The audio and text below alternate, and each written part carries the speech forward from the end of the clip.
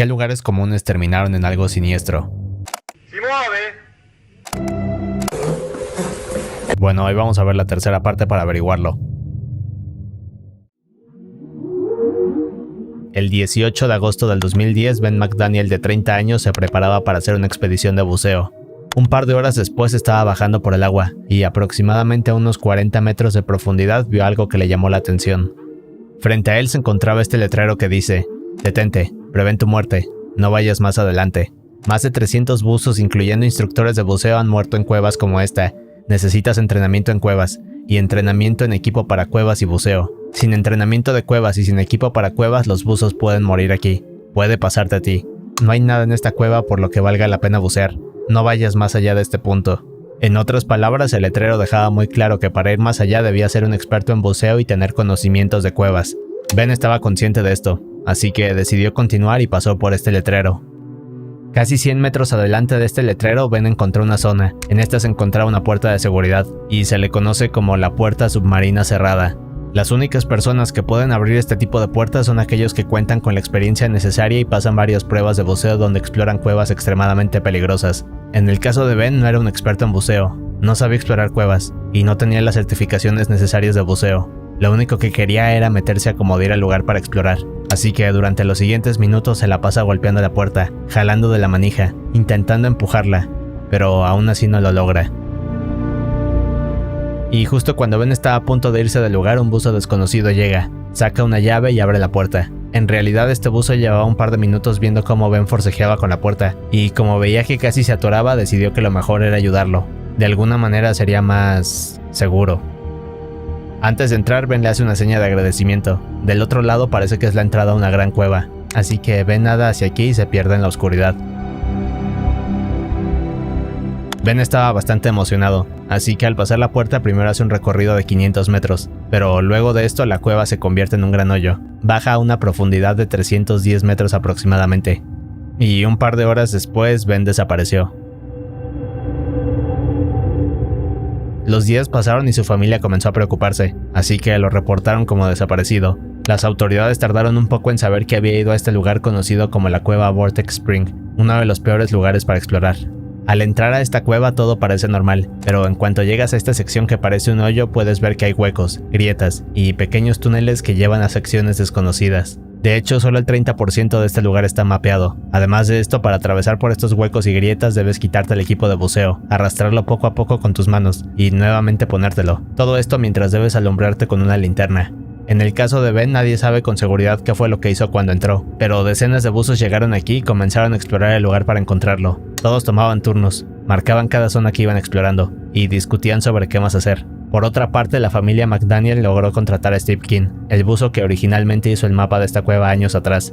En total, Steve se metió 7 veces a la cueva, pero aún así no pudo encontrar a Ben. Además de esto, la policía mandó a traer helicópteros y formó todo un equipo de tierra, esto para buscar a Ben en caso de que estuviera en los alrededores de esta zona. Y finalmente, y luego de horas explorando, lograron encontrar algo. Mientras en tierra buscaban a Ben, uno de los buzos se encontró con 2 de los tanques de oxígeno de Ben. Desgraciadamente jamás encontró su cuerpo, y horas después las autoridades se rindieron. Actualmente el cuerpo de Ben sigue extraviado ahí, en alguno de los túneles de esta cueva. Se cree que está en una parte no documentada, y como el lugar sigue abierto al público es cuestión de tiempo antes de que algún buzo se encuentre con sus restos. Y esta es una de las fotos de Ben en su traje de buceo.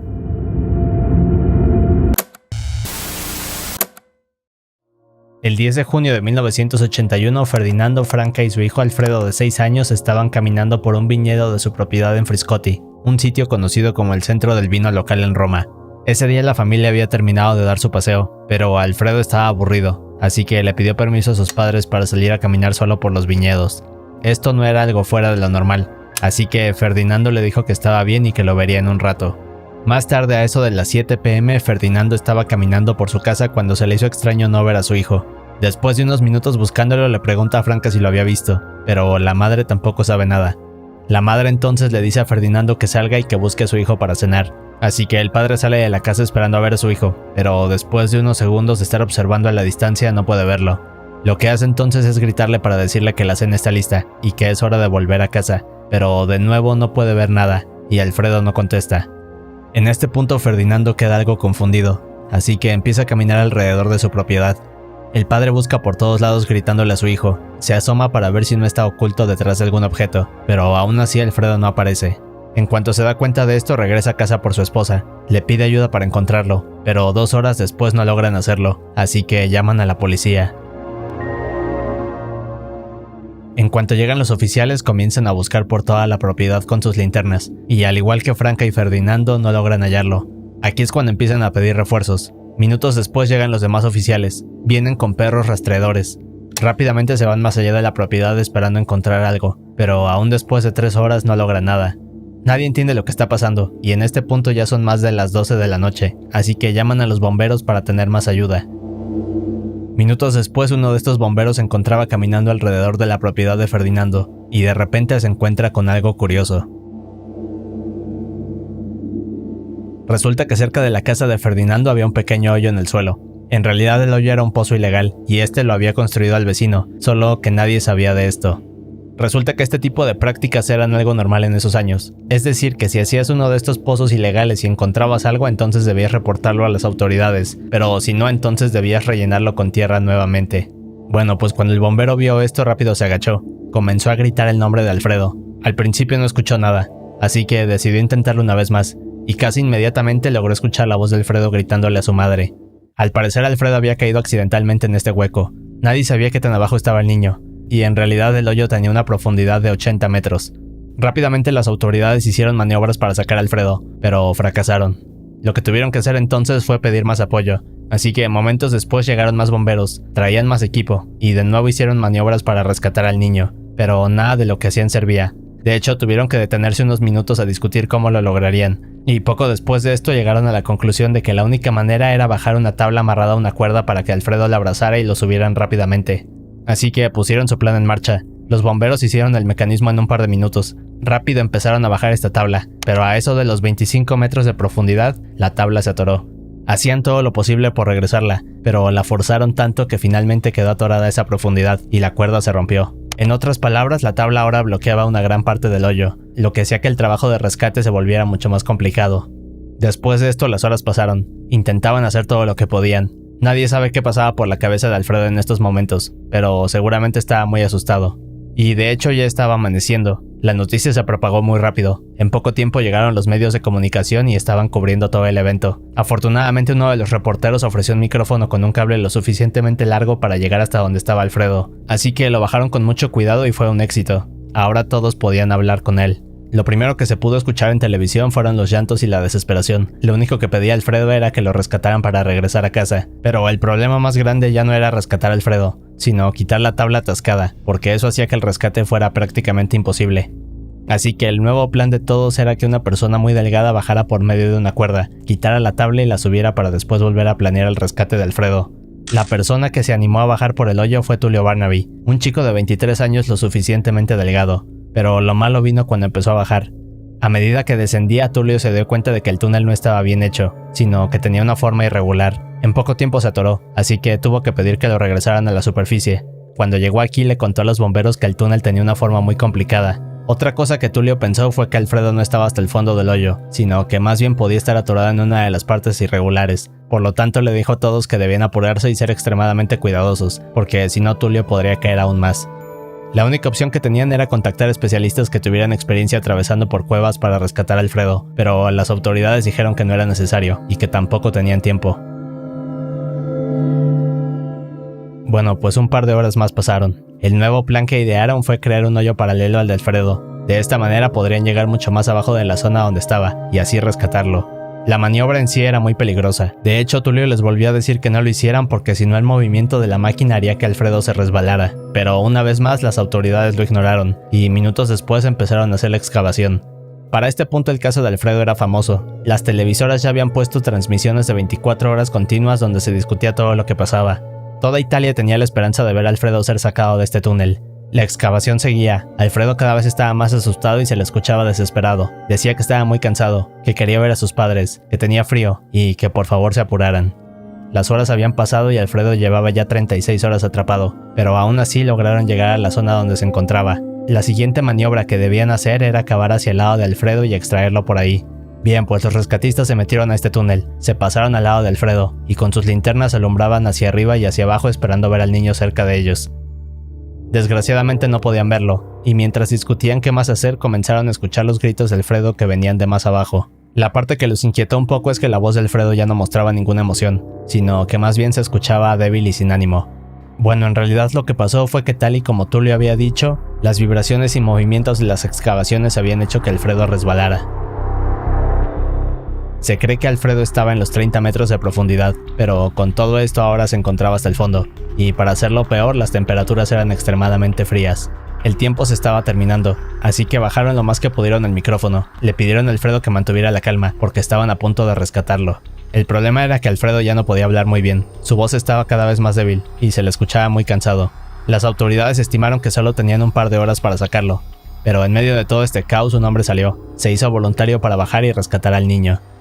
En pocos minutos lograron bajarlo, y afortunadamente pudo llegar a la parte donde estaba. Cuando todos escucharon esto estaban emocionados, lloraban de felicidad, pero en eso este hombre les dijo que no podía sacar a Alfredo.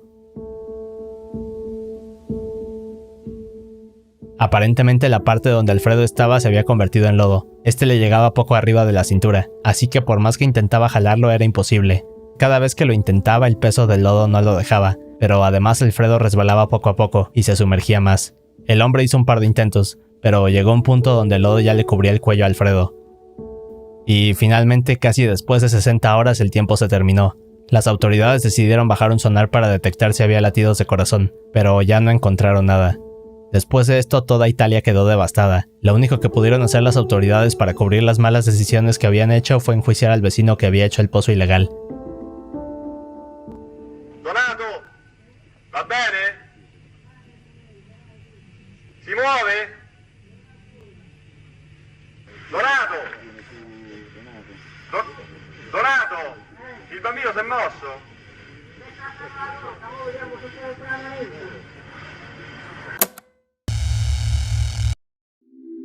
En 1978, una chica llamada Bridget, de 16 años, esperaba en su casa a que un chico pasara por ella para ir al baile de graduación.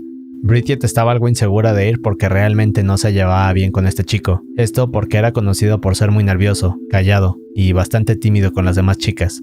Bridget sabía que su cita seguramente no sería tan romántica como la de sus amigas, y probablemente también sería incómoda. Pero cuando este chico la invitó no tuvo otra opción más que aceptar. Esto porque la fecha estaba muy cerca y nadie la había invitado, así que no quería perderse la experiencia. Un par de horas después tocaron a la puerta de su casa. En cuanto la abrió, vio a su cita, pero inmediatamente quedó decepcionada. El chico llevaba un traje muy extraño, se veía viejo, desgastado, y no lucía nada bien. Además de esto, el chico estaba mucho más nervioso que de costumbre. Se la pasaba temblando, su voz era muy baja y temblorosa. Pero aún así, Bridget intentó ignorar todo esto, y le pidió de favor que le ayudara a cerrar el cierre de su vestido. Este chico estaba tan nervioso que ni eso pudo hacer. La madre de Bridget, que los estaba viendo al otro lado de la habitación, se dio cuenta de esto, así que se acercó a ellos y ayudó a su hija a cerrarle el vestido. Unos minutos después les tomó una foto y se fueron al baile de graduación. En cuanto llegaron, Bridget se sintió aliviada porque nada iba bien hasta ahora, así que saludó a sus amigas, y aunque sabía que este chico no era lo que esperaba, decidió quedarse con él y no ignorarlo. Aún así estaba claro que el chico odiaba estar aquí. Se sentía apanicado por estar rodeado de todos en una pista de baile. Al ver esto, Bridget le propuso sentarse en las mesas de alrededor para intentar calmarlo, así que el chico acepta y salen de la pista. Al llegar a la mesa, el chico le acerca una silla a Bridget, y segundos después se va caminando. Al ver esto, Bridget no sabe qué está pasando, pero el tiempo pasa, y no regresa. Como está desesperada, se para y comienza a buscarlo por todos lados. Se va a la pista de baile, le pregunta a sus amigos, después sale a revisar los pasillos, pero no encuentra nada, así que finalmente decide salir de la escuela. Cuando se acerca al estacionamiento puede ver el auto de este chico, y en el interior también observa que su cita está comiendo hamburguesas de McDonald's. Como todo esto es muy raro, Bridget se acerca y le pregunta qué sucede. El chico solo le responde que había salido a McDonald's, pero cuando intentó regresar no lo dejaron entrar, así que decidió esperarla fuera de la escuela para después llevarla a casa. Como ambos ya no podían regresar a la escuela, deciden que lo mejor es terminar la noche, así que el chico deja a Bridget en su casa y así termina todo. Después pasan un par de semanas. Bridget no había visto ni oído nada acerca de él, pero un día de la nada recibe una llamada. En la llamada está su cita de aquel día. Le dice que hará una fiesta y que está invitada. Al escuchar esto, Bridget se sorprende, pero aún así acepta ir. Un par de días después llega a la fiesta, pero inmediatamente se da cuenta de que fue un error. Para empezar, en el lugar no había nada. No había música, no había comida y tampoco había gente. De hecho, solo eran 3 personas. No hacían nada más que platicar. El ambiente era bastante incómodo, pero aún así se puso más extraño. Un par de horas después de todo esto, el chico propuso hacer un ritual para comunicarse con demonios. En este punto, Bridget estaba asustada, así que lo único que pudo hacer fue despedirse, y no volvió a ver jamás a este chico. 13 años después de esto, y ahora en 1991, Bridget despertó para empezar su día como siempre, así que encendió la tele, puso las noticias, e inmediatamente se encontró con una fotografía de ese chico que la llevó a la graduación hace años. Resulta que en realidad este niño era Jeffrey Dahmer, uno de los asesinos seriales más famosos de la historia. Lo que estaban pasando en las noticias era un reportaje acerca de cómo la policía había logrado atraparlo, así que al ver esto Bridget no podía creerlo. Pero meses después, mientras la investigación de Jeffrey avanzó, más y más cosas oscuras salieron a la luz.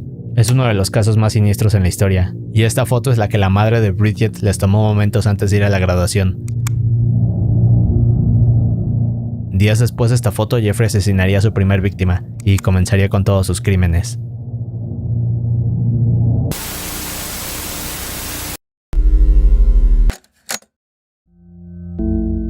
En 2002, Sean Doyle, un bartender de 25 años de Nueva York, salió unas horas, pero momentos después ocurrió algo inesperado. Los clientes frecuentes de Sean lo describían como alguien amable, pequeño y atento. Sean había hecho amistad con un hombre de 47 años, llamado Michael. Michael y Sean eran vecinos, vivían en el mismo piso de departamentos. Las personas que los veían juntos los describían como un dúo curioso. Esto porque además de la diferencia de edad, Michael superaba por mucho en tamaño a Sean. Ambos se la pasaban juntos en sus ratos libres. Uno de estos días fue el 13 de diciembre del 2002. Sean recién había terminado uno de sus turnos. Casi al momento de entrar a su departamento se dio cuenta de que al final del pasillo Michael iba saliendo con su novia. Al ver a Sean ahí parado lo invitaron para salir a cenar. Así que Sean acepta, se mete a su departamento, se arregla un poco y minutos después todos salen del edificio. Durante el siguiente par de horas los 3 se van a un bar, celebran, la pasan bien y cuando se dan cuenta ya era la madrugada del siguiente día, así que era momento de descansar. De hecho, para regresar a su departamento solo debían caminar un par de calles. Los 3 dejan el bar y caminan unos minutos. Mientras caminan y están a punto de llegar, Michael comienza a enojarse. De hecho, no pasa mucho tiempo y Michael le da un golpe en la cara a Sean sin pensarlo. Lo que sucedió es que para Michael, Sean estaba coqueteando con su novia. Esto no le pareció, y fue por eso que decidió golpear a su amigo. El problema es que esto no terminó aquí, sino que Michael continuó atacando a Sean y lo golpeaba sin parar. El ruido y los gritos rápidamente despertaron a los vecinos, así que en varios departamentos la gente podía ver el ataque. Más tarde esta gente describiría la escena como un hombre grande aprovechándose de un hombre pequeño. Sean no tenía oportunidad de defenderse, y para empeorar las cosas, Michael lo tomó del cuello y lo lanzó con toda su fuerza hacia atrás. El pobre de Sean, que apenas podía mantener el equilibrio, no se dio cuenta, pero detrás de él se encontraba uno de estos tubos de plástico que se usan en la ciudad para tapar el drenaje. Estos se usan cuando se le da mantenimiento a las calles y para asegurar que las personas no caigan aquí. En el caso de Sean iba con tanta fuerza que no solo derribó este tubo, sino que había un hoyo profundo donde cayó. El hoyo tenía una profundidad de 5 metros. Cuando los vecinos se dan cuenta de esto quedan sorprendidos. Están a punto de llamar al 911, pero comienzan a escuchar un grito que más tarde describirían como algo aterrador. En realidad lo que pasó es que al fondo de este hoyo había demasiada agua, pero estaba hirviendo. Y no solo eso, sino que además el drenaje emitía vapor de una temperatura extremadamente alta. Nadie se daba cuenta de esto. De hecho, los vecinos solo pensaron en llamar al 911. Y minutos después, cuando llegaron los paramédicos, bomberos y policías, solo podían escuchar los gritos de Sean en toda la calle. Uno de estos bomberos se acercó al hoyo para intentar verlo, pero al hacerlo el vapor estaba tan caliente que tuvo que hacerse para atrás. Aún así, Sean pudo seguir aguantando, y momentos después el vapor se terminó. Así que nuevamente los bomberos se acercaron para ver cómo sacarlo. Aquí es cuando se dieron cuenta que la mitad del cuerpo de Sean estaba sumergida en agua, y además no dejaba de gritar.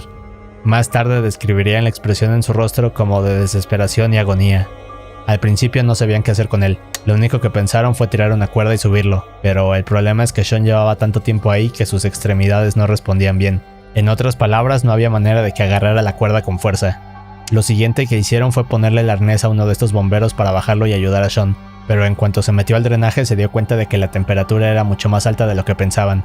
En realidad, dentro de este hoyo, Sean estaba a unos 150 grados centígrados.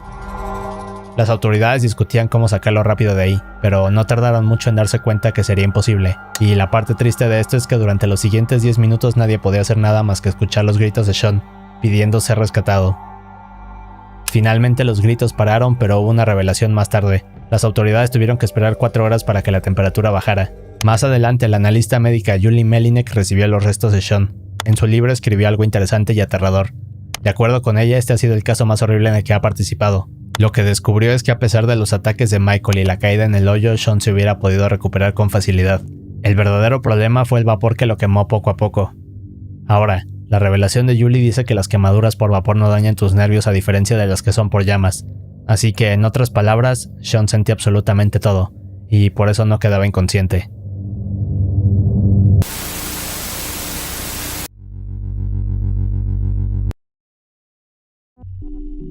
Hace unos años un grupo de exploradores urbanos se metió a una zona para investigarla.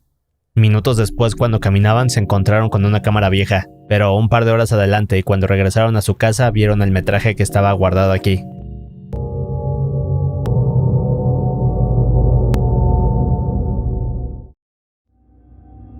En 1990 un hombre decidió tomar su cámara, una linterna, y después salió para documentar su siguiente aventura. Minutos después llega a la ubicación, así que enciende la cámara y el metraje muestra lo que parece ser un pasillo muy largo, estrecho, hecho de concreto, y está muy oscuro. Por el aspecto del lugar parece que está debajo de la tierra, podría ser una mina o una especie de túnel. En el video no se ve mucho, de hecho parece que no hay nada importante, así que la exploración continúa.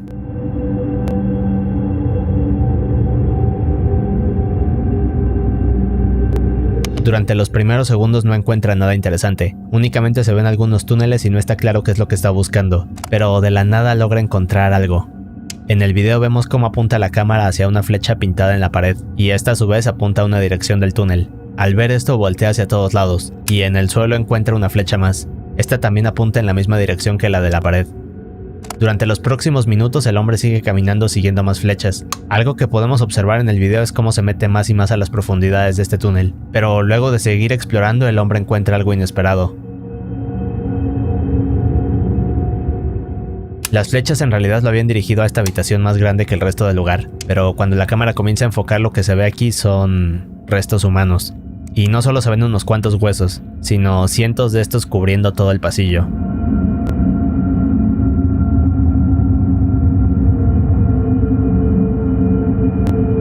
En el video el hombre se mantiene tranquilo y sigue documentando. De hecho, en este punto del metraje ya llevaba grabado casi 40 minutos. En otras palabras, esto quiere decir que estaba muy adentro en lo que sea que fuera este túnel, pero aún así no le importa, solo sigue grabando y haciendo unas tomas de los huesos. Momentos después comienza a caminar, y las flechas continúan por todo el camino.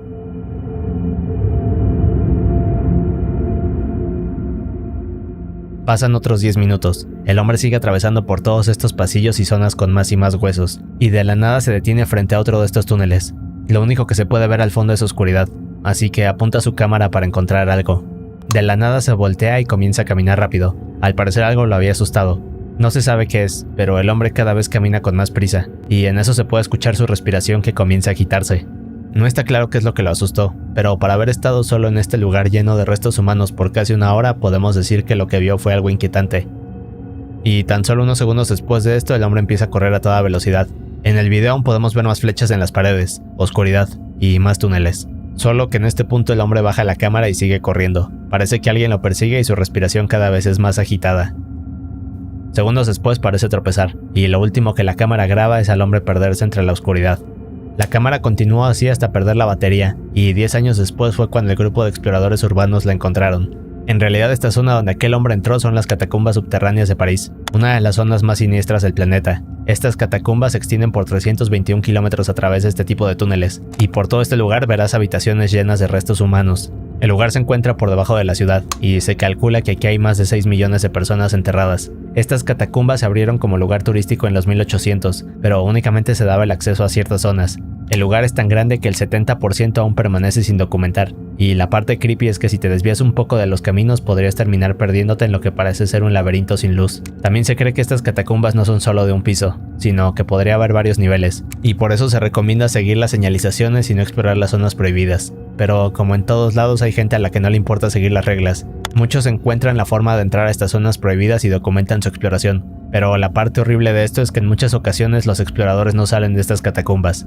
Uno de estos exploradores podría ser el hombre de este video. Al día de hoy no se sabe su identidad, no se sabe qué encontró aquí abajo, y tampoco se sabe si logró escapar o no. Es uno de los misterios más grandes de París y se le conoce como el hombre perdido de las catacumbas. Lo último que quedó de él fue este video.